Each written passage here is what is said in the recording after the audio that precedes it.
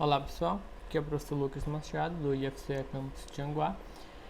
E primeiramente, aqui na tela você tem alguns avisos sobre esse período de aula remota. Você pode pausar, tá lendo com calma, e você também encontra lá no Classroom, ok? E aqui a gente vai dar continuidade ao nosso curso de álgebra linear. Na aula anterior a gente viu, né, introdução sobre vetores próprios e valores próprios. Então a gente viu a definição, a gente viu alguns exemplos e o procedimento que a gente deve ter, né, quando a gente quer determinar esses vetores aí especiais e esses valores também especiais, tá? Pois bem, na aula de hoje a gente vai fazer mais alguns exemplos, tá? Desse procedimento, visto que ele é de fundamental importância, né? Então vou repetir mais algumas vezes para que tenha uma boa fixação, tá? Até porque é o principal intuito dessa parte desse conteúdo é você saber determinar esses vetores próprios e valores próprios, tá? Então é de suma importância que você esteja dominando aí esse passo a passo, esse procedimento, ok? Então bem, e aqui, de novo, né, no final da aula passada eu coloquei isso daqui e quero iniciar essa aula novamente com esse esquema, né, que você deve ter. Bem, então a primeira coisa é como que você faz para encontrar os valores próprios, certo? Então, você vai olhar para esse determinante aqui, tá? Que é justamente o que a gente chama de equação característica, tá? Esse A é a matriz que está associada à sua transformação. Aqui é a sua matriz que está associada à transformação, né? Esse I aqui, né, é a matriz identidade. Matriz identidade. Então, quando você olha para essa A menos lambda I, né? Então, é justamente a sua matriz A, onde na diagonal principal tem-se aí o acréscimo do termo menos lambda, né? Então, em toda a diagonal principal, você vai subtrair menos lambda. E aí, você vai ter essa matriz e você vai calcular o determinante dessa matriz, certo? A gente viu que as condições necessárias, né, para que você obtivesse os valores próprios é justamente que esse determinante seja igual a zero. Então, você vai calcular esse determinante, tá? Determinante de A menos lambda I. Bem, então você vai desenvolver esse determinante por uma técnica que você domine, tá? E com isso, o que é que vai acontecer, né? Quando você desenvolver todo esse determinante, você vai chegar em uma expressão, em uma equação a respeito de lambda. E aí, essa equação é o que a gente chama de num polinômio, na verdade, você vai chegar no polinômio lambda, que é o polinômio característico, tá? E aí, quando você encontrar as raízes, né? Quando você encontrar as raízes desse polinômio, esses valores de lambda, que são as raízes, eles são os valores próprios que você procurar, tá? Bem, então aí digamos que você fecha essa etapa de encontrar os valores próprios. Então, pode ser que você não tenha valores próprios, caso o polinômio que você encontrou não tenha raiz. Você pode ter apenas um valor próprio, você pode ter dois valores próprios, três, tá? Então, vai depender da quantidade de raízes que você tiver nesse polinômio. Bem, então, encontrar os valores próprios, ok. E os vetores próprios, né? E como que você faz para encontrar os vetores próprios? Então, você tem que substituir cada valor próprio na equação. Aqui está faltando o V, né? Então, é A menos lambda I, V igual a zero, tá? Aí, esse lambda I, aqui tá. Então, esse V aqui é um vetor que você vai escrever, tá? A gente usa o vetor coluna. Então, se for no R2, se você estiver trabalhando dimensão 2, né? XY, se for em dimensão 3, XYZ. A gente viu no final da aula passada, a gente trabalhou com XYZ. Tá? Então, você escreve esse seu vetor como um vetor coluna, uma matriz coluna, né? E aí você vai substituir para cada valor próprio que você encontrou, você vai substituir aqui, ó. Então, você vai ter uma matriz vezes um vetor de coordenadas. Você Você vai multiplicar, cai no sistema linear e você vai resolver, tá? E aí, geralmente o que você vai encontrar é uma variável livre, tá? Você vai encontrar aí variáveis livres, tá? Na sua resolução. E aí você, com isso, vai determinar quem são os seus vetores, tá? Também, vamos aqui a um exemplo. Agora esse exemplo, a gente vai estar trabalhando o R3 no R3, tá? Então, você, ao comparar com o caso do R2 com o R2, o procedimento é o mesmo, tá, gente? O procedimento é o mesmo. O que vai mudar? Alguns cálculos se tornarão um pouco mais complexos, no sentido que, em vez de você determinar, fazer a conta de um determinante de ordem 2, que é mais simples, você vai ter que fazer um determinante de ordem 3, tá? Que já é um pouco mais extenso a conta, né? Não que seja mais difícil, mas só o procedimento que é um pouco mais longo. Na hora de você encontrar as raízes, então lá você tinha o seu polinômio característico era de ordem 2, né? Então era uma equação de segundo grau.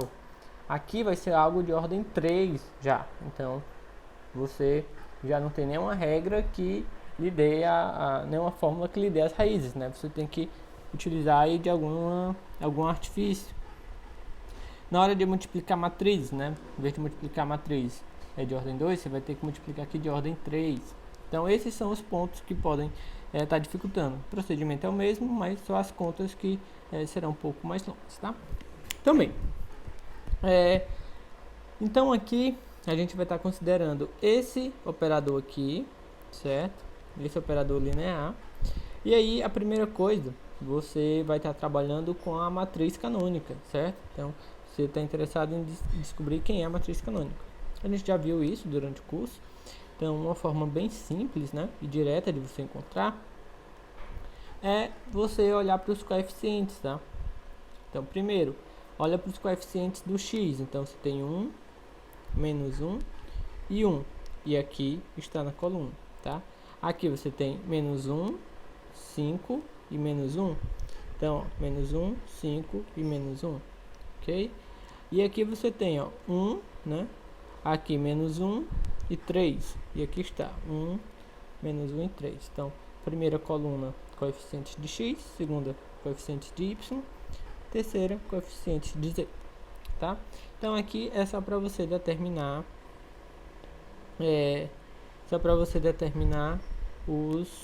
a sua matriz canônica, tá? Não tem nada de novo. Também, a partir desse momento, então você vai olhar para sua equação característica, tá? Então você vai pegar essa matriz, você vai pegar aqui essa sua matriz A, né? Você vai estar subtraindo justamente na diagonal principal, ó, na diagonal principal, certo? Você vai estar subtraindo os lambdas. Então, menos lambda, menos lambda, menos lambda. De forma prática, é isso que você vai fazer, tá? E aí, calcular esse determinante igual a zero, tá? Então, o determinante aí tem que ser igual a zero. Então, bem, aqui aparece a primeira diferença, né, em relação ao caso 2, porque é um determinante de ordem 3. Então, por isso que eu pedi para vocês revisarem um pouco como que se faz o cálculo, tá? Então aqui você poderia estar usando Sarri, por exemplo. Então a técnica que lhe seja mais conveniente, tá? Aqui o que foi utilizado foi desenvolvimento, tá? Pela primeira linha. Então desenvolvimento pela primeira linha. E aí o que é que você faz, né? Então o coeficiente você vai desenvolver aqui pela primeira linha, né? Então você vai pegar coeficiente e o determinante quando você elimina aquela linha e aquela coluna, tá? Aí depois menos, né, que vai ficar alterando, e aí o termo, e aqui o determinante quando você elimina aquela linha e aquela coluna, tá? Aqui, né, você tem o termo e aqui você tem o determinante quando você elimina aquela linha e aquela coluna, tá? Que é aquele desenvolvimento de Laplace, ok? Então, que é esse desenvolvimento de Laplace pela primeira linha. Foi isso que foi utilizado, né? E nunca esqueça que você está fazendo isso igual a zero, ok? E aqui sim, né? Aqui você já tem determinantes de ordem 2, determinantes de ordem 2, determinantes de ordem 2. Com isso, então, você vai só multiplicar, multiplicar a linha por coluna, né? Primeira linha por coluna, não, perdão. Você vai multiplicar diagonal principal menos diagonal secundária. Aí você encontra esse resultado para essa outra matriz. Aqui para a segunda determinante e aqui para o terceiro determinante, tá? Ou seja, o procedimento aqui é maior. Aí você vai desenvolver tudo, né? Você vai desenvolver aqui, certo? Vai desenvolvendo aqui, desenvolver aqui, tudo. E você chega nessa expressão, tá? E aí você vai só organizar, né? O que tem lambda ao cubo, o que tem lambda ao quadrado, o que tem só lambda e o que não tem lambda nenhum, que são um termo independente. Com isso você chega nessa expressão aqui, tá? Então essa expressão aqui é o seu polinômio. Polinômio característico.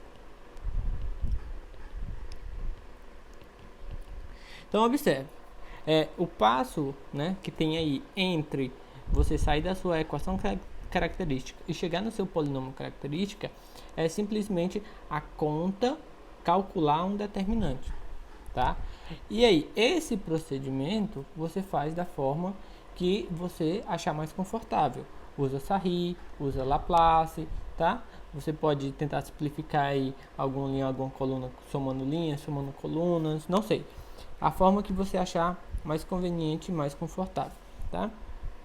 Então, você vai fazer essa conta, ok? Que não tem um modo único de ser feita.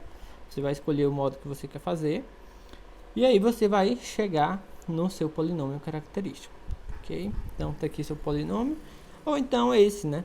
Daqui também, multiplicando aí por menos 1, tá? Bem, e aí você observa o que, né? Outra diferença, você tá com um polinômio de ordem 3. E aí, você não pode usar Bhaskara simplesmente para você achar as raízes, né? Você não tem uma expressão simples que lhe dê as raízes de uma equação de ordem 3. Então, bem, o que é que você faz? Primeiro, você tem que... geralmente, quando a gente der exemplos assim, que já são preparados, né? Uma raiz seria... uma raiz geralmente vai ser um número simples. 0, 1, menos 1, 2, menos 2, tá? E aí você tenta verificar rapidamente se algum desses números vai funcionando.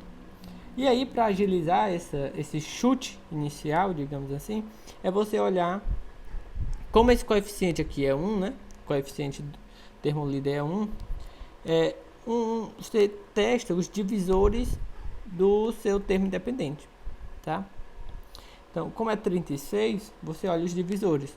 1, 2, certo? 6, 3, você testa esse valor. Então, 1 menos 1, 2 menos 2, 3 menos 3, certo? Você vai testando esses coeficientes. E aí, né? O que você verifica é que você encontra um deles, né? O que você, nesse chute inicial, digamos assim, você encontra uma raiz, que seria o lambda igual a 2. Então, lambda igual a 2 é uma raiz. E, consequentemente, né, você tem que um alto valor, certo? Então, lambda igual a 2 é um alto valor. Então, bem, com isso, o que é que você ganha quando você conhece uma das raízes, né? Em relação ao seu polinômio? É que você pode agora dividir seu polinômio por um fator, tá? Então, como 2 é uma raiz, esse daqui, ó, é um fator do seu polinômio, tá? Lambda menos 2 é um fator desse seu polinômio. E aí você pode dividir, certo? O seu polinômio por esse fator, lambda menos 2. Então, aí o que é que você vai fazer? Uma divisão de polinômios, certo? Uma divisão de polinômios. Um modo também que você pode estar utilizando para... Você pode fazer tradicionalmente, mas você também pode estar usando aqui Bruff-Ruffin, né? Você coloca aqui a raiz do fator que você está utilizando, que no caso é 2, é a sua raiz. E aqui você coloca os coeficientes, né? Então, o coeficiente é 1, menos 11 são os coeficientes do seu polinômio. 36, né? E menos 36, tá? Aí o que é que você faz? Você baixa aqui o primeiro. Aí você faz o seguinte: esse vezes esse, e o resultado você soma com esse, tá? Então vai ficar 1 vezes 2, 2, certo? 2 menos 11, menos 9, tá? E aí você repete o procedimento: esse vezes esse, mais, aí você soma com este, tá? Então vai ficar o que? Menos 9 vezes 2, vai dar menos 18, mais 36, fica 18, tá? E aí, o outro, né, já vai dar 0. 2 vezes 18, né? 18 vezes 2, mais 36, ou menos 36, no caso, né? Você soma com menos 36. Então vai ficar 18 vezes 2, 36, com esse 0, e aqui é o seu resto. Então isso daqui são os coeficientes, né? Então esse é o coeficiente de ordem 2, de ordem 1 e do termo independente. Então quando você dividir, vai ficar x ao quadrado menos 9x mais 18, certo? Esse é o polinômio. Então você consegue escrever, ó, como x lambda menos 2, tá? X é a força do hábito, né? Lambda menos 2, e aqui o seu polinômio que você encontrou, tá? Você só dividiu, né? Seu polinômio lá. Então isso daqui é exatamente igual a lambda 3 menos 11 lambda ao quadrado mais 36 lambda menos 36. Então, como você descobriu uma raiz, que é lambda igual a 2, você descobriu um fator, tá? Então você consegue escrever seu polinômio como um produto, né? Sendo que um desses fatores é lambda menos 2 e o outro é o polinômio que você encontrou ao fazer a divisão, certo? E agora você tenta encontrar as raízes desse daqui, tá? Só que a vantagem é que você agora está com um polinômio de grau 2, certo? Você aqui está com um polinômio de grau 2. Também, aqui você pode utilizar direto, né? Tentar utilizar direto Bhaskara, que aí sim você tem uma expressão mais simples, tá? Ou Bhaskara, ou completar quadrados, ou aquela estratégia de soma, né? Ou ver um quadrado perfeito, não sei. Então, bem, aqui você, ao olhar para esse polinômio, que é lambda ao quadrado menos 9 lambda mais 18, certo? Aí você encontra as raízes, que são 3 e 6, tá? Então, o modo simples de você ver, né, é que aqui aparece a soma, ou melhor, o produto deles, né? E aqui aparece, ó, menos o valor da soma, certo? Então, é aquela estratégia de encontrar por soma e produto, né?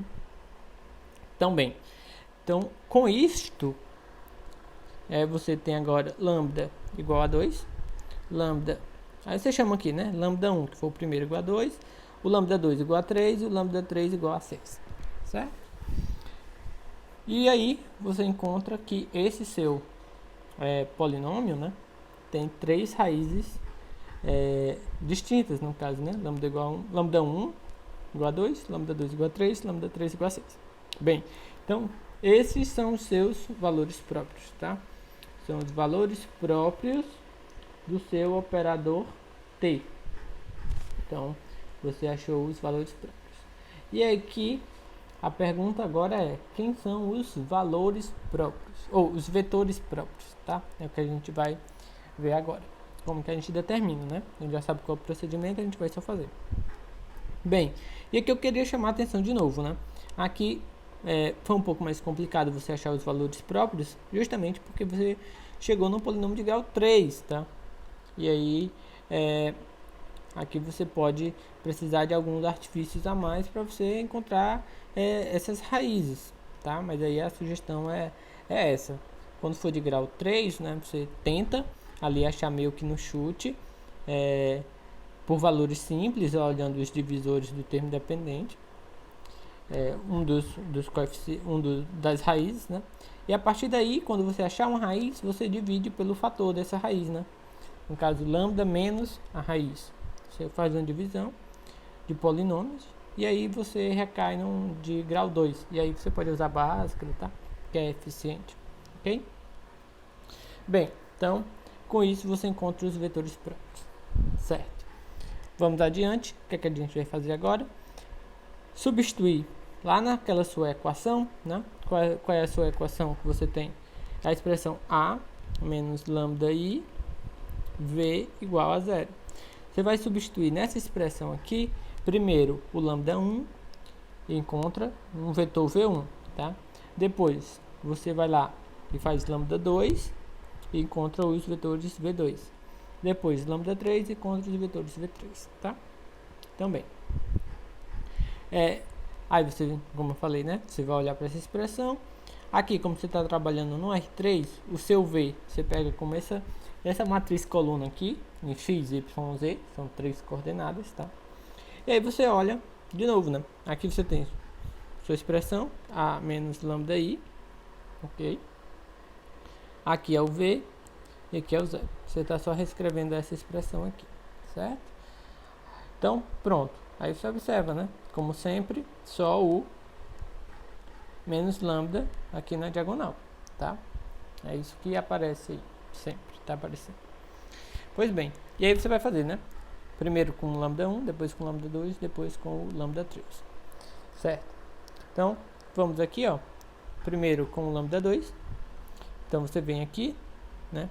E faz o lambda igual a 2. Então, vai ficar, na diagonal principal, vai ficar 1, 3 e 1, certo? Então, é o que você tem aqui, 1, 3 e 1, certo? Aqui. Então, pronto. E aí, você vai o quê? Só multiplicar e recair como um sistema, certo? Multiplicando essas matrizes, você recai, reescreve, na verdade, aí, como esse sistema. Muito bem. E aí, você pode tentar resolver, certo? Por exemplo, se você soma a primeira e a segunda, tá? Quando você soma aqui a primeira e a segunda, tem menos x e x, anularia, certo? Aqui ficaria 3y com menos y, 2y. E aqui ficaria z, menos z com z, também anularia. Então, você teria o quê? 2y igual a zero. Então, isso lhe dá que y é zero. Então, você já encontrou uma restrição aqui sobre y, tá? Então, o seu y é zero, tá? Muito bem. Aí, você vem aqui, você pode olhar aqui agora só para essas duas. Aqui você já pode esquecer que é zero, né? Quando você soma também, quando você... Não precisa nem você somar, né? Daqui, agora você tem o quê? Que x mais o y já é zero, então vai ficar z igual a zero. Então você tem, por exemplo, que z é igual a menos x. E aí você encontra outra restrição, tá? Então, bem, então isso é o que você consegue, tá?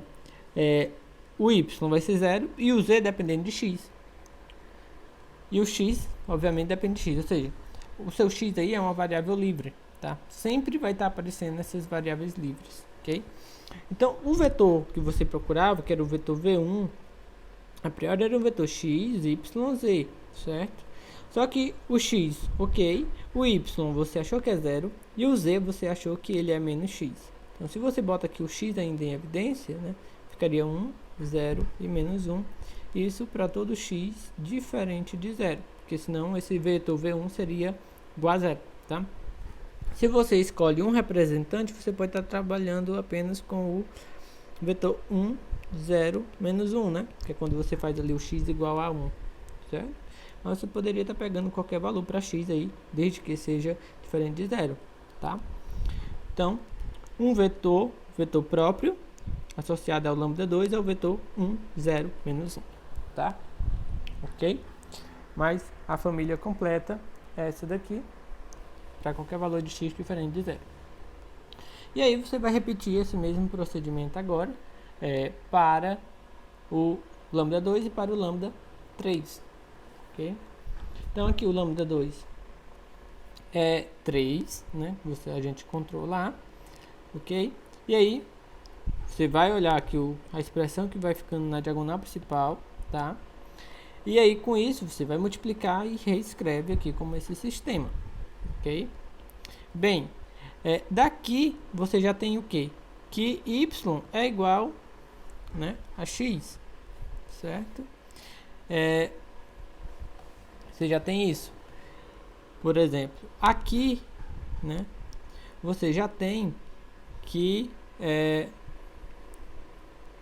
y é igual a z, por exemplo, ok?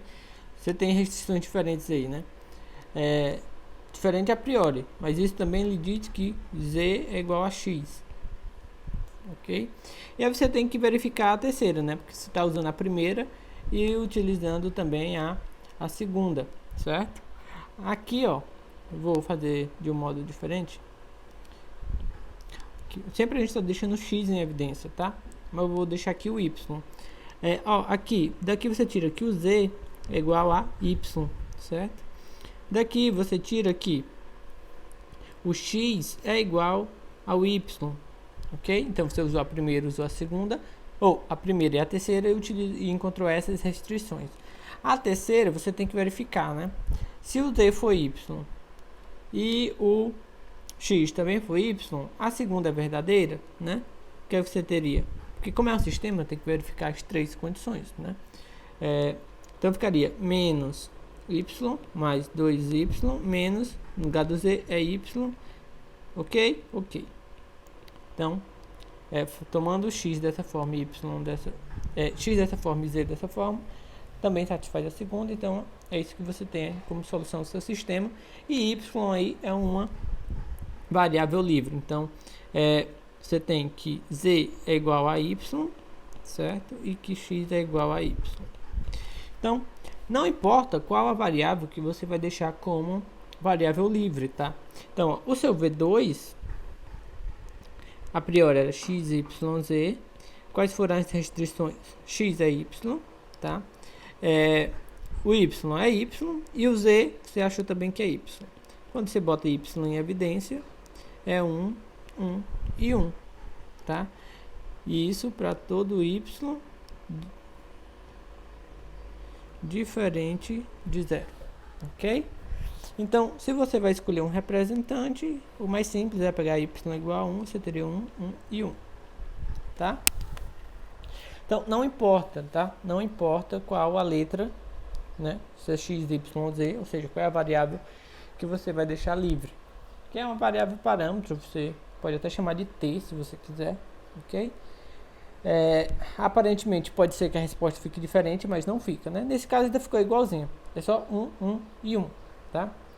Mas às vezes é só você tomar um y, um x conveniente que você encontra com a mesma cara. Então não tem problema. Se você resolve o sistema de forma correta, não tem como errar adiante, tá bem? E aí a última, né? Agora fazendo lambda igual a 6, que é porque é o último valor que você achou aqui pro lambda 3, tá? Então você observa como que vai ficar a sua diagonal principal aqui, multiplica as matrizes e aí você vai encontrar esse sistema aqui, certo? Então bem, aí, né, você pode ir resolvendo, tá? Aqui essa parte de resolver o sistema, você pode tentar fazer como você achar mais conveniente, tá? Você pode tentar ir tentando até escalonar, se você quiser, por exemplo, tá? Então, nesse caso aqui, as restrições que você vai encontrar são essas, tá? Y igual a menos 2, z igual a x, tá? Y igual a menos 2x e z igual a x. Então fica até como exercício, né, para vocês treinarem, resolver esse sistema, tá?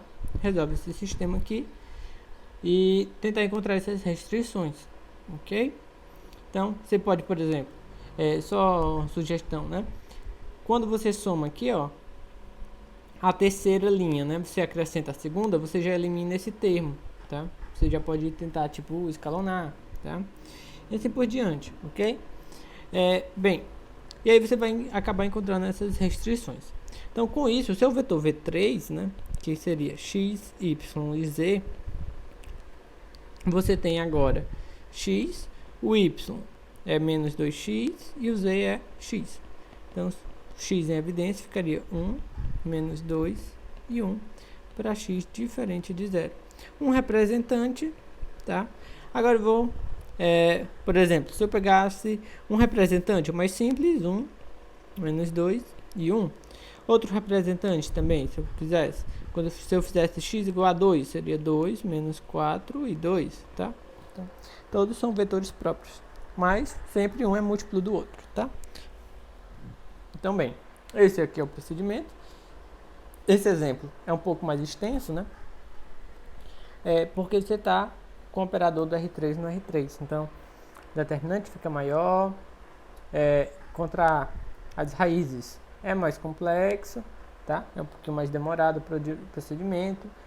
Depois, para encontrar os vetores próprios, você tem mais vetores próprios para resolver, né? Os sistemas são de ordem 3. Então, tudo aumenta um pouco de ordem e tudo vai levar a um procedimento um pouco mais demorado. Mas bem, mas o passo a passo é o mesmo, o que vai aumentar são as contas, tá? Ótimo. Aqui, vamos ver mais esse exemplo. Então, agora, a gente considera essa matriz, tá? Menos 16, 10, menos 16 e 8. E aí, a gente vai, né, direto para a equação característica, tá? Equação característica. O que é que eu faço? Vou na diagonal principal, né? Ó, menos lambda igual a zero. Aqui, esse procedimento bem mais simples, né? Diagonal principal menos diagonal secundária. Então, fica menos 16 menos lambda vezes 8 menos lambda. Aí, menos, né? Aí você ia multiplicar 10 vezes menos 16, dá menos 160. Com outro menos fica mais 160, igual a zero. Desenvolve, né? Você vai desenvolver aqui tudo. Chega nessa expressão, você ajeita, né? O que tem lambda ao quadrado, o que tem só lambda, então esse com esse aqui, e esse com esse daqui que não tem lambda, você chega nessa expressão aqui, tá? Então isso daqui é o seu polinômio, tá? Seu polinômio característico. Então, o que você vai olhar? Você vai olhar agora as raízes desse polinômio. Quando você faz o delta, né? Seu delta, que é b ao quadrado menos 4a vezes c, então ficaria 8 ao quadrado menos 4 vezes 1, que é o a, né? Nem apareceu aí, vezes o c, que é o 32, vai dar menos 64. Deu um valor negativo, certo? O que é que isso implica? Implica que o seu polinômio característico, ele não tem raízes, tá? Não tem raízes. Se o seu polinômio não tem raízes, então é porque essa sua matriz A não possui valor próprio, tá? Então, se não tem raiz, não tem valor próprio, ok? Se não tem raiz, o polinômio característico, então é porque essa matriz, ou o operador associado, não possui valor próprio. Se não possui valor próprio, não possui vetor próprio, tá? Então, você tem essa situação aí, ok? Então, você só continua, né? Você só tem o que fazer caso esse polinômio tenha raízes, né? Ou seja, que tenha vetores, valores próprios e, consequentemente, vetores próprios, tá? Se você não tem vetores próprios, então não tem mais o que fazer, tá? Então, aqui uma propriedade, certo? Que a gente tem a respeito desses vetores próprios e valores próprios, na verdade aqui sobre valores próprios, tá? Que é sobre matrizes semelhantes, tá? Sobre matrizes semelhantes. Também,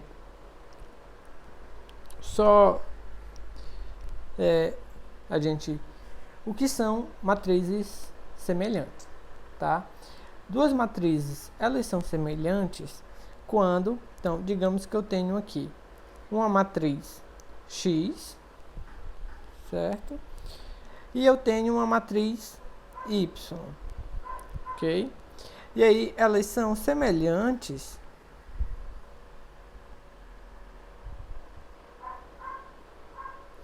quando existir uma matriz M, tal que eu consiga escrever o seguinte, ó, y seja igual a m a menos 1 vezes x vezes m, tá? Então, duas matrizes semelhantes, elas são semelhantes quando existe uma outra matriz, né? Tal que eu consigo escrever desse modo. Então, aqui eu tenho M, né? E aqui eu tenho a matriz. Então, aqui eu tenho M e aqui eu tenho a inversa, tá? Então, quando eu tiver essas multiplicações aí. Essa minha matriz M também é o que a gente chama de matriz mudança de base, tá? Então, duas matrizes são semelhantes quando elas são as mesmas, apenas escritas em bases diferentes, certo? Então, elas são semelhantes quando isso acontecer. E aí, quando eu estou trabalhando com operadores, né? Então, a minha matriz X, ela pode estar representando a minha transformação linear em uma base. A minha matriz Y pode estar representando o mesmo operador, só que em outras bases, certo? Então, é justamente isso, né? Está representando o mesmo operador, só que escrito em bases diferentes. Então, pode estar acontecendo isso. Mas, o que esse resultado está dizendo é o seguinte, que independente da base que eu esteja utilizando, né, para representar esse meu operador, não importa a base que eu utilize, os autovalores são os mesmos, tá? Os vetores podem mudar, mas os valores próprios, os autovalores, né, os valores próprios, eles são os mesmos. Então, isso é bem interessante, né? Porque independente da base em que você esteja utilizando para o seu espaço, né, para o seu espaço V, então o valor próprio, ele não muda, tá? Isso é muito, muito interessante mesmo. Então, bem, como que a gente pode verificar isso, certo? Então é o seguinte, o que é que você tem que olhar? Para você verificar que, então, só observando, né? Então, quando você tem isso, independente de qual seja a base que você esteja utilizando, né? Para B, então, B escrito numa base, ele é igual a B escrito, né? B escrito na base A, ele é semelhante a B escrito na base T escrito na base B, e aqui você tem a matriz, seria a matriz mudança de base, certo? Entre a base A e a base B. Bem, então, o que acontece, né? Para você verificar que eles têm os mesmos autovalores, né, ou valores próprios, então você tem que verificar, na verdade, que o polinômio característico é o que é o mesmo, né? Então, se o polinômio não muda, as raízes não mudam. Então, os vetores, os valores próprios, perdão, não mudam, tá? Então, como que você verifica isso? Então, isso daqui é o que se quer provar, tá? Se quer provar isso, que o determinante da T escrito na base A é a mesma coisa do determinante da T na base A, tá? Então, a equação característica em relação à base B é a equação característica em relação à base A. Então, a gente sai de um e tenta chegar no outro, né? Então, você tem que o determinante aqui de T na base B menos lambda identidade, né? Você pode escrever ele como sendo na B menos na B menos, tá? Bem, o que eu vou fazer, né? Eu vou utilizar o seguinte, quem é T na base B, né? É M a menos 1, T na base A e M, né? Eu estou utilizando isso. Estou utilizando essa expressão aqui, tá? E aí agora, quem é menos, né, lambda i? Então, o que é que eu vou fazer, tá? Eu vou pegar lambda, quem é m a menos 1 vezes m? É a identidade, né? Uma matriz vezes sua inversa é a identidade. Então, eu vou escrever, né, aqui m a menos 1, certo? Vezes, aqui eu posso deixar a identidade ainda no meio, né? Porque a identidade não vai alterar em nada, certo? E isso daqui, ok? Então, nessa expressão aí, o que é que você pode fazer? Eu posso colocar em evidência esse m a menos 1 aí à esquerda e esse m em evidência à direita. Então, isso daqui ó, vai ficar determinante de m a menos 1, tá? Multiplicando quem? T na base A menos lambda identidade e aqui m, tá? Então, se você multiplica, né, isso daqui, que é o inverso de você botar em evidência, você observa que isso é verdade, o que foi escrito, tá? E aí, você usa aquela propriedade de determinante, né? Porque o determinante de um produto de matrizes é o produto dos determinantes.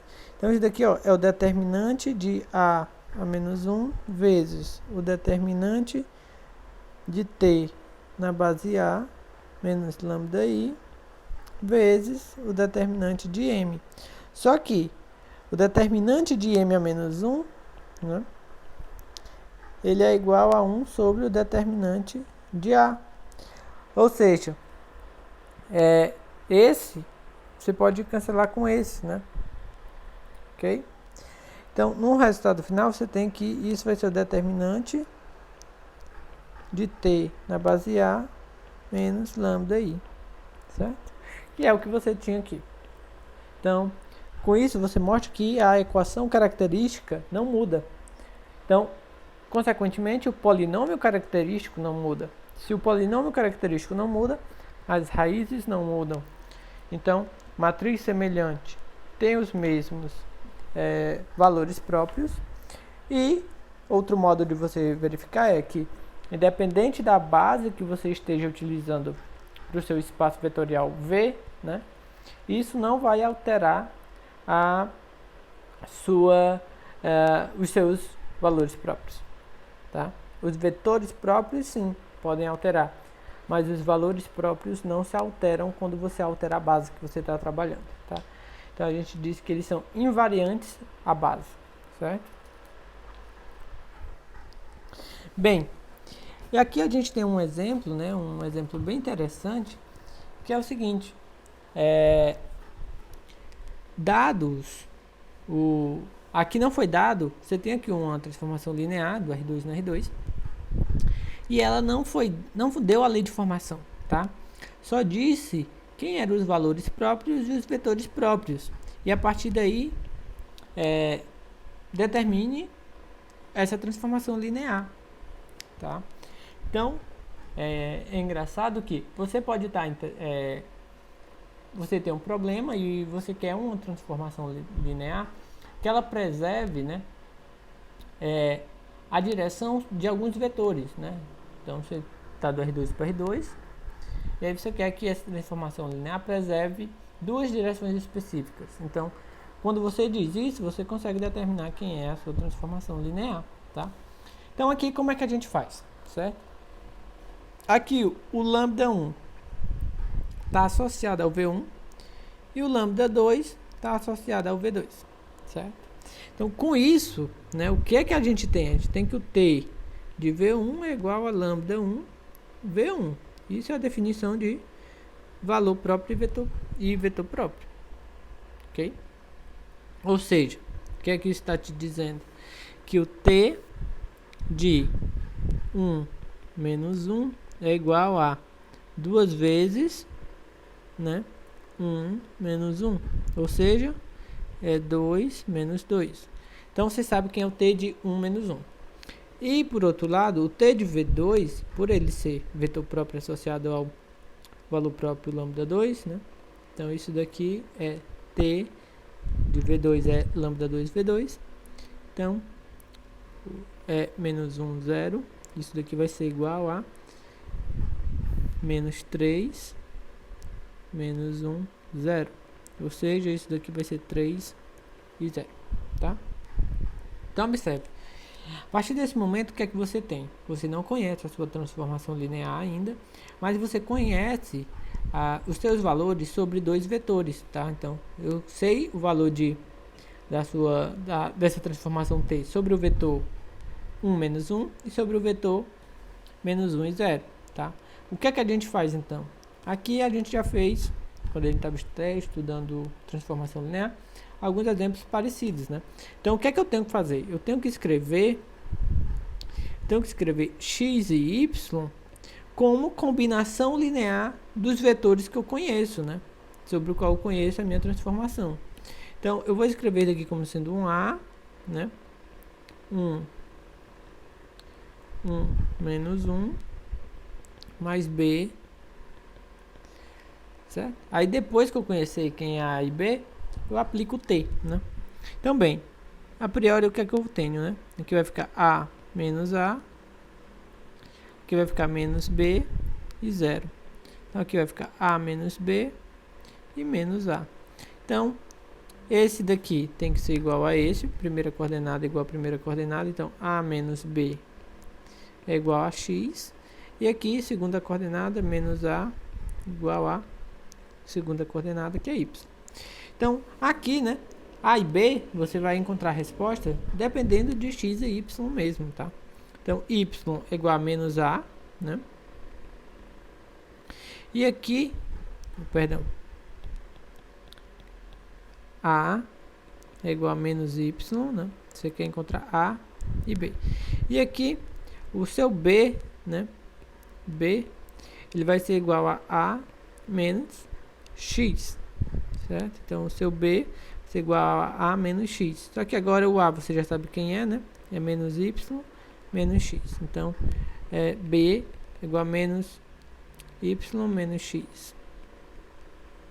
Okay? Então, você pode escrever x e y como sendo, quem é o A? É menos y, 1 menos 1. O B, então, o B eu vou botar assim, menos y menos x, vezes o vetor menos 1 e 0. E aí você aplica t agora, né? Quando você aplicar t, você vai aplicar t dos dois lados, né? Ok? E aí, com isso, né? O que é número, que no caso é isso daqui e isso daqui, que são números, né? Que aí ele vai estar funcionando como número. Ele pode sair, então vai ficar menos y, t de 1 menos 1. Aqui vai ficar menos y menos x, t de menos 1, 0. Vai ficar t só dos seus vetores, tá? Só que isso daqui, ó, é justamente o que você tinha antes, né? T de menos 1, isso aqui, ó, certo? Que então é 2 menos 2. Então isso daqui vai ser igual a menos y, 2 menos 2, mais, aí você vai ter menos y menos x, e o t de menos 1, 0, tá aqui, né? Que é 3 e 0. Quando você multiplica, né? Então vai ficar menos 2y, aqui vai ficar 2y, aqui vai ficar menos 3x menos 3y e 0. Quando você soma, né? Então você vai ter o que? Menos 3x menos 5y, certo? E aqui 2y. Então, o t de x, y, né? É igual a menos 3x menos 5y e 2y, tá? Então aqui é a lei de formação, né, dessa sua transformação linear, tá? E aqui você pode até verificar, né, se você realmente se você acertou, ok? Então, por exemplo, quando você faz t de V1, né? Ou seja, t de 1 menos 1, agora usando a sua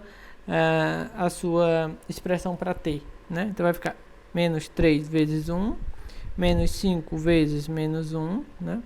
2 vezes menos 1. Então isso daqui vai lhe dar o quê? Vai lhe dar menos 3 mais 5 e menos 2. Então isso daqui está dando 2 e menos 2, certo? E de fato, né, é o que acontece. E se você bota o 2 em evidência, ó, vai ficar 2, né? E aparece 1 menos 1. Ou seja, é o seu próprio vetor, ó, seu vetor próprio. E aqui aparece seu valor próprio, que era 2, tá?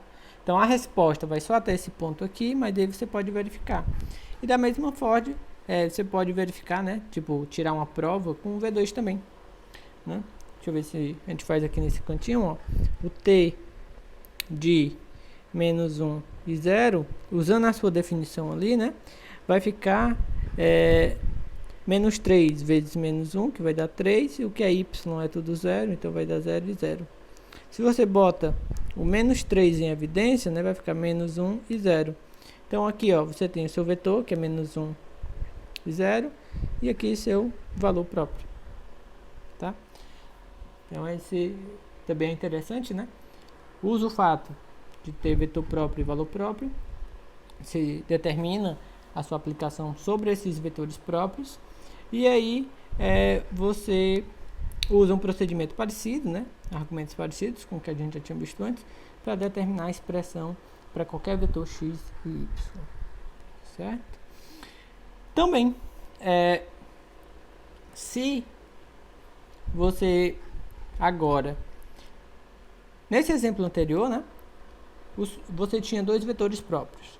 Um vetor, vamos só olhar aqui, era o vetor V1, que é 1 menos 1, e o outro é o vetor V2, que é o menos 1 e 0. Então, aqui era o V1, né, aqui era o V2. E aí, se a gente passa a considerar essa base, tá? Então, esses dois vetores, eles formam uma base. E se agora a gente passa a considerar P, essa base. Então, que base é essa? É uma base interessante, né? Essa é a base, ela é uma base formada pelos vetores próprios. Ok? Essa daqui é uma base formada pelos vetores próprios, né? No caso de T, que era dessa transformação aí que a gente queria trabalhar antes. Também, o que a gente faz, né? Vamos tentar olhar quem é T escrito nessa base, na base de vetores próprios, certo? Então, como é que a gente faz? Quando a gente quer calcular, né? A gente calcula quem calcula sobre T o primeiro elemento da base, depois escreve, né? Escreve como um vetor daquela base, o resultado. Então, eu vou pegar T de V1, né? O que é que dá? Qual é a conta, né? Então, isso daqui, como eu já sei, até que ele é valor próprio, então vai ficar 2 vezes V1, certo? E como que eu escrevo isso daqui, né? Como que eu escrevo isso na base P? Então, eu já tenho o vetor V1 aqui, né? Então, basta eu zerar o V2. Então, eu pego 0 vezes o V2, ok? Então, eu vou ter 2 vezes V1, né? É o que eu já tinha. E mais 0 vezes o V2. Basta fazer isso. E agora eu vou trabalhar com o V2, né? Aqui o V2 Como ele é vetor próprio, associado ao menos 3, então eu vou ter o menos 3 e o próprio V2. Como que eu escrevo isso daqui na base P? Eu já tenho ali o V2, basta então agora eu zerar o V1, certo? Então, ó, o V1 aqui eu vou zerar. Então, é 0 vezes o V1 menos 3, né? Menos 3 do V2. Então, ó, isso daqui está me dizendo que o T de V1 escrito, né, na base P, ele é igual a quem? 2, 0. E esse daqui, ó, é o T de V2 na base P é igual a 0 menos 3, certo? E aí, quando eu escrevo a minha matriz, né, ó, essa minha matriz aqui, ela é justamente, ó, a imagem do primeiro vetor, né, a imagem do segundo vetor, só que escrito nas bases, né? Então, na primeira coluna, quem é que está na primeira coluna? Esse vetor aqui, ó, tá? Quem que vai estar na segunda coluna? Esse vetor aqui, tá? Então, e esse procedimento a gente já viu, né? Quando a gente estava estudando as transformações lineares e suas matrizes. Então, o que é que você tem de interessante sobre essa matriz, tá? A matriz da minha transformação linear escrita nessa base P. Então, ela é uma matriz diagonal, certo? Ela é uma matriz diagonal e os valores que aparecem aqui, ó, né? Os valores que aparecem aqui, 2 e menos 3, são justamente os valores próprios, tá? São os valores próprios. Então, é uma vantagem você escrever essa sua transformação linear, né, na base dos vetores próprios, porque você consegue escrevê-la como uma matriz diagonal, que é muito simples, e você ainda conhece quem são os elementos da diagonal, que são os valores próprios, tá? Então a pergunta é, nesse caso deu certo, será que sempre funciona, né? Será que sempre eu consigo isso? E aí é o que a gente vai ver na próxima aula, tá? É o que a gente vai ver na próxima aula, se isso daqui foi coincidência, tá? Ou se realmente sempre acontece, tá?